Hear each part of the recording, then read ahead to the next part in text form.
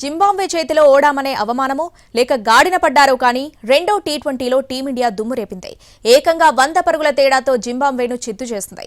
ఈ గెలుపుతో 5 మ్యాచ్ల సిరీస్ను 1-1తో టీమిండియా సమం చేసింది. మరోవైపు ఫస్ట్ మ్యాచ్లో డకౌట్ అయిన అభిషేక్ శర్మ సెకండ్ టీ20లో సెంచరీతో పాటు రికార్డుల మోత మోగించాడు. జింబాబ్వేతో జరిగిన రెండవ టీ20 మ్యాచ్లో టీమిండియా 100 పరుగుల తేడాతో విజయం సాధించింది.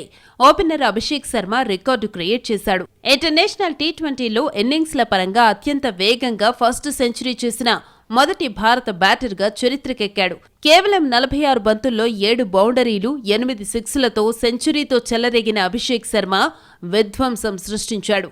టాస్ గెలిచి బ్యాటింగ్కు దిగిన టీమిండియాకు శుభారంభం దక్కలేదు. రెండో ఓవర్లోనే కెప్టెన్ శుభమన్ గిల్ క్యాచ్ అవుట్గా వెన్నుతిరిగాడు. క్రీజ్లోకి వచ్చిన రుతురాజ్ గైక్వాడ్తో కలిసి అభిషేక్ శర్మ ఆచితూచి ఆడాడు. క్రీజ్లో సెట్ అయ్యేందుకు ఈ జోడీ టైం తీసుకుంది. దీంతో పవర్ ప్లేలో టీమిండియా వికెట్ నష్టానికి 36 పరుగులు చేసింది. ఆ తర్వాతే తన బ్యాట్కు పనిచెప్పాడు అభిషేక్ శర్మ.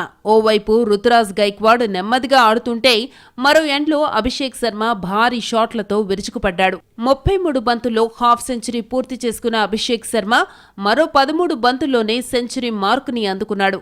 అభిషేక్ శర్మ 47 బంతుల్లో 7 ఫోర్లు 8 సిక్స్లతో సెంచరీ చేసి అవుట్ అయ్యాడు. రుతురాజ్ గైక్వాడ్ 47 బంతుల్లో 11 ఫోర్లు 6తో 77 పరుగులతో సత్తా చాటాడు. చివర్లో రింకు సింగ్ ఆకాశమే హద్దుగా చెలరేగిపోయాడు. 22 బంతుల్లో 2 ఫోర్లు 5 సిక్స్లతో 48 పరుగులతో మెరుపులు మెరిపించడంతో టీమిండియా నిర్ణీత 20 ఓవర్లలో 2 వికెట్లకు 234 పరుగులు చేసింది. టార్గెట్ చేజింగ్లో జింబాబ్వే 18.4 ఓవర్లలో 134 పరుగులకే కుప్పకూలింది.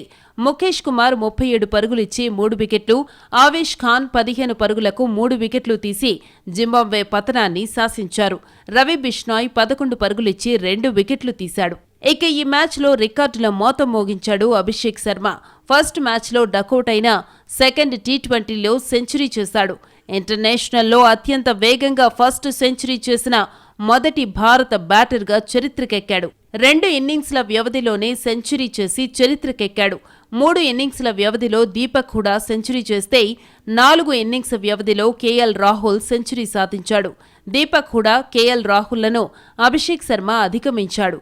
8 సిక్స్లతో మరో రికార్డు అభిషేక్ పేరుపై నమోదైంది.